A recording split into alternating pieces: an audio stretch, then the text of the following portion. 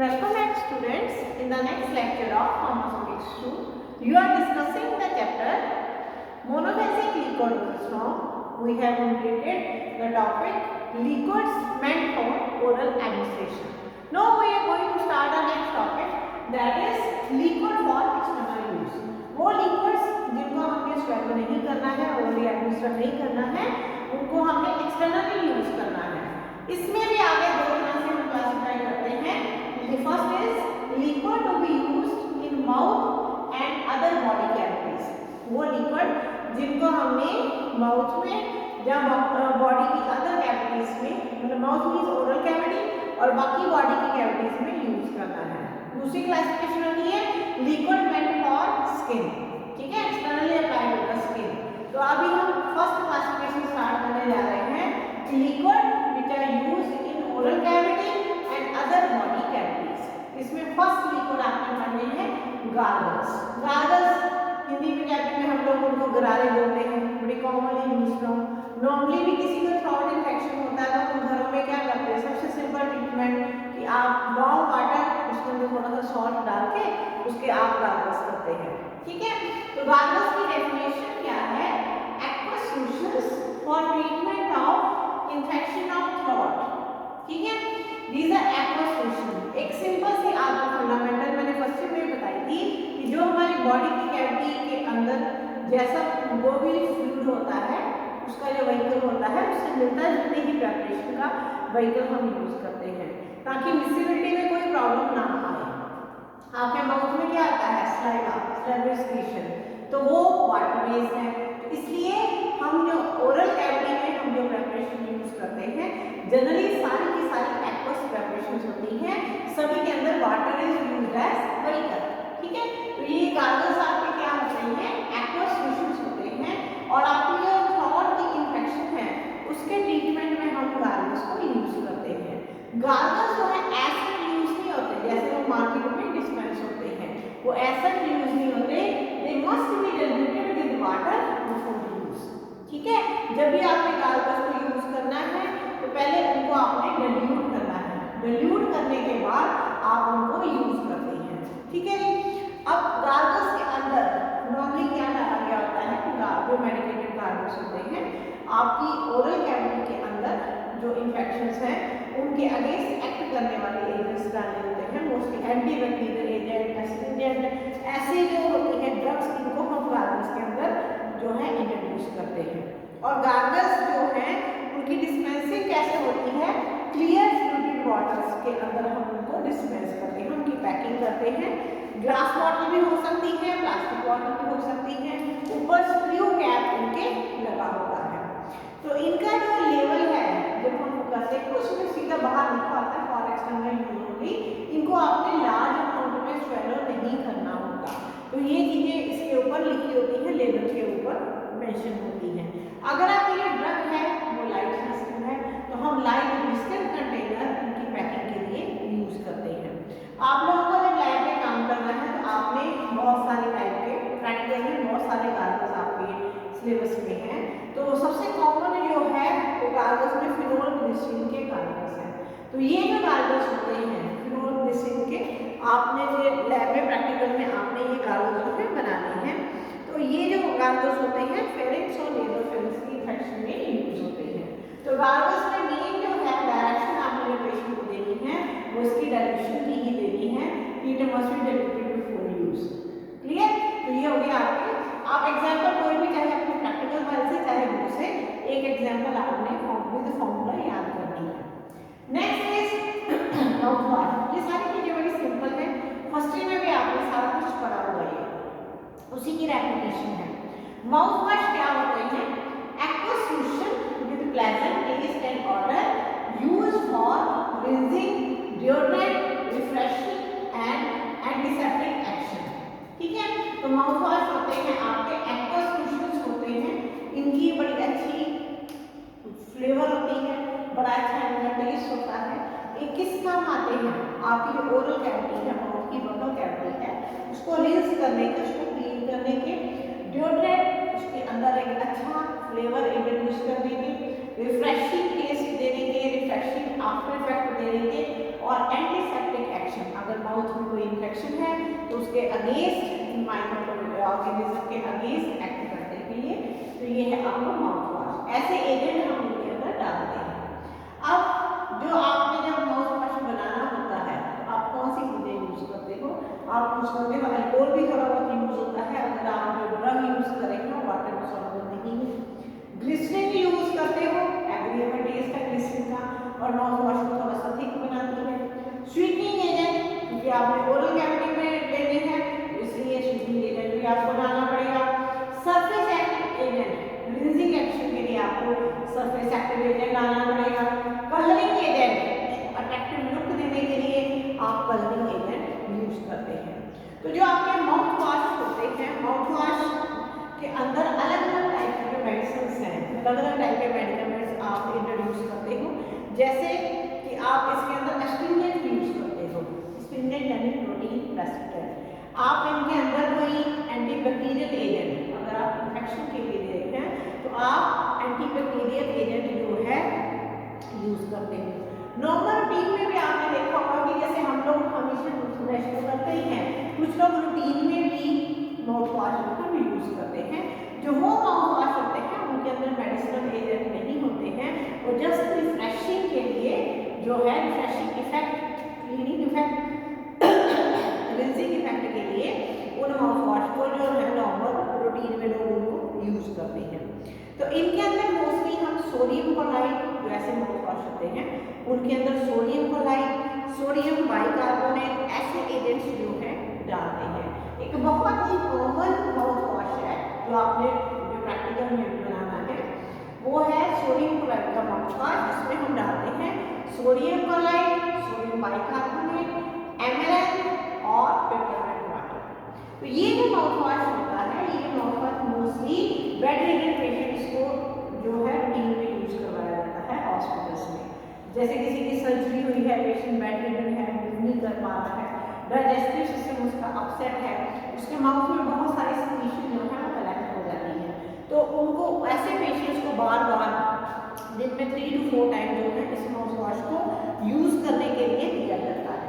इसमें हम sodium chloride डालते हैं। सोडियम क्लोराइड क्या करता है, प्रेपरेशन को ऑस्मोटिक आइसोटोनिक बनाता है, यानी उसका जो ऑस्मोटिक प्रेशर है वो सैल्फा के साथ मैच करेगा। फिर इसमें हम डालते हैं सोडियम बाइकार्बोनेट। सोडियम बाइकार्बोनेट क्या करता है कि जो म्यूकस पेशेंट के मुंह में इकट्ठा हुआ होता है उसको अपने अंदर डिसॉल्व करता है, तो क्लीनिंग का भी काम करता है। एमेरैंथ को हम डालते हैं स्केल्डिंग एजेंट, और पेपरमेंट वाटर जो हम डालते हैं इसके अंदर वो व्हीकल भी होता है, वो फ्रेगनिंग एजेंट भी होता है, तो पेशेंट को रिफ्रेशिंग एक्शन भी प्रोवाइड करता है। तो ये जो माउथ वॉश भी होता है ये ऐसा आपने यूज नहीं करना होता, इसको भी आपने इक्वल वाटर के साथ, equal volume of warm water के साथ आपने डाइल्यूट करना होता है। तो ये डायरेक्शंस जो हैं लेवल के ऊपर आपको लिखनी पड़ती है कि आपने जो माउथ वॉश है उसको कितने वॉल्यूम ऑफ वाटर के साथ डाइल्यूट करना है, फिर उसको आपने यूज करना है। और इसको भी आपने स्वेलो नहीं करना होता, लार्ज अमाउंट में स्वेलो नहीं करना होता। ठीक है, ये हो गया आपका माउथ वॉश। माउथ वॉश के बाद next is throat paint. Throat paint क्या है? Viscous liquid preparation for mouth and throat infections. आपके माउथ की इन्फेक्शन और थ्रोट की इन्फेक्शन के लिए विस्कस लिक्विड प्रिपरेशन जो है वो है थ्रोट पेंट्स। ठीक है, तो माउथ और थ्रोट की इन्फेक्शन के लिए यूज होती है, और इनके अंदर जो ड्रग्स होती है वो होती है एंटीबायोटिक्स, सल्फोनामाइड्स, आयोडाइड्स, फिनोल और टैनिक एसिड। आयोडाइड का जो ड्रग पेंट है आपने काफी सुना होगा, बड़ा पॉपुलर है। तो अब यहाँ पे एक क्वेश्चन जो है वो फर्स्ट ईयर में, सेकेंड ईयर में कभी भी रीजनिंग में आ सकता है कि जो थ्रोट पेंट्स होते हैं ये हम विस्कस बनाते हैं। ठीक है, हमारा पर्पस क्या होता है विस्कस बनाने का, कि जो आपका थ्रोट पेंट जब आपने अप्लाई किया है तो मैक्सिमम टाइम तक थ्रोट की जो म्यूकस मेम्ब्रेन है उसके कांटेक्ट में रहे। ठीक है, तो इसलिए आप उसको विस्कस बनाते हैं। तो विस्कस बनाने के लिए इनमें हम जो व्हीकल यूज करते हैं दैट इज ग्लिसरीन। ठीक है, ग्लिसरीन कॉमनली यूज होती है थ्रोट पेंट्स में। तो आपके ये कॉमन क्वेश्चन है फर्स्ट ईयर में, सेकंड ईयर में 4 मार्क्स में रीजनिंग का क्वेश्चन आता है, why glycerine is used as base in throat paints. The vehicle acting throat paint वो रीजन आपके सामने है कि ग्लिसरीन को हम बेस यूज करते हैं, जो भी ड्रग है हम ग्लिसरीन के अंदर डिसॉल्व करते हैं।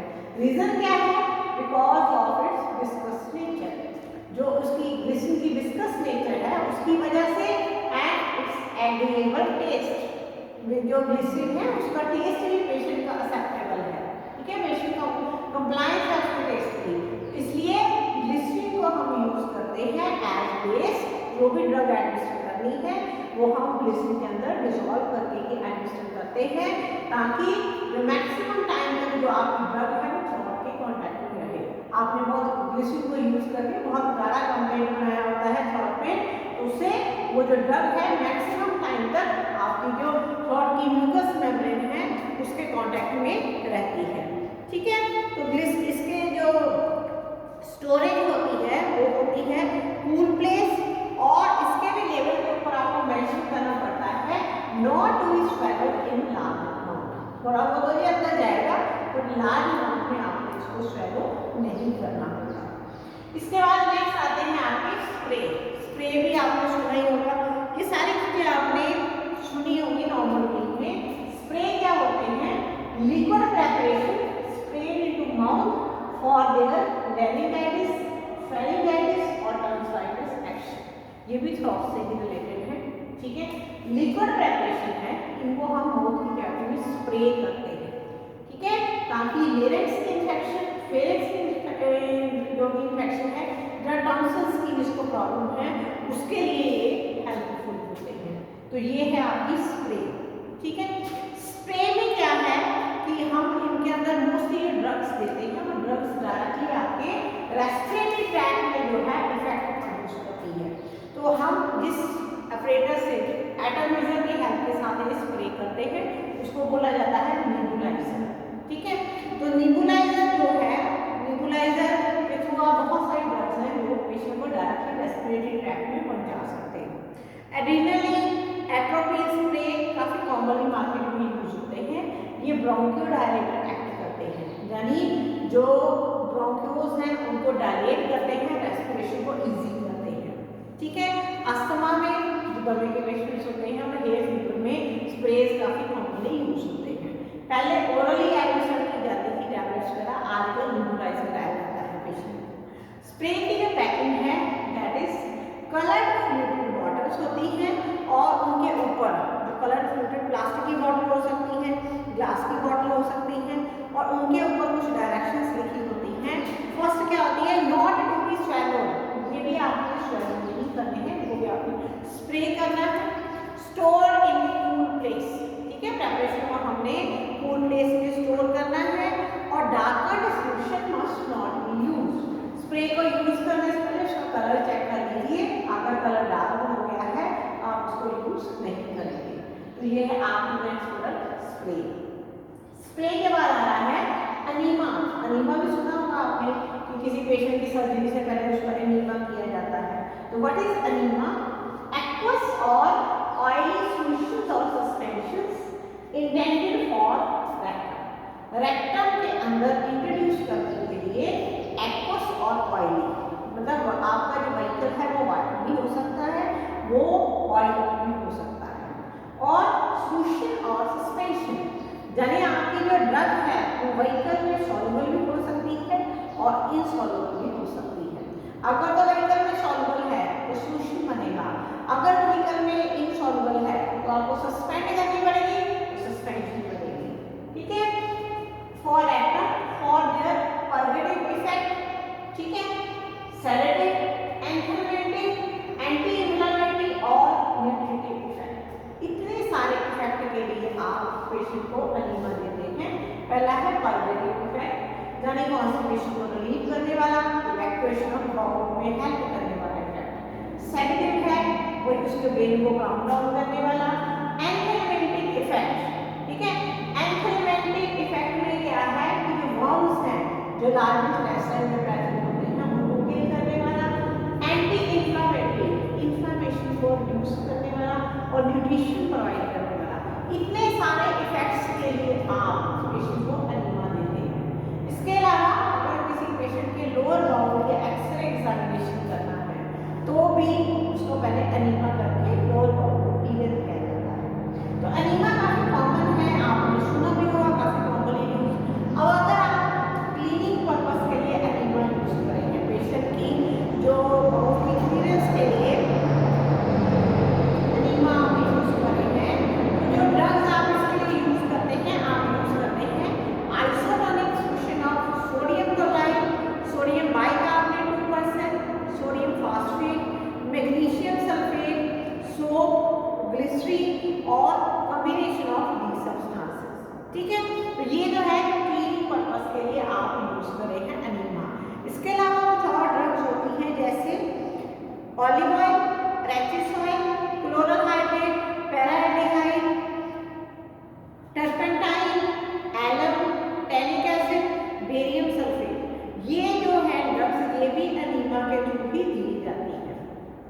अब एनीमा कितना पेशेंट को देना होता है, डिपेंड करता है पेशेंट की कंडीशन, उसकी एज, डिजीज की कंडीशन।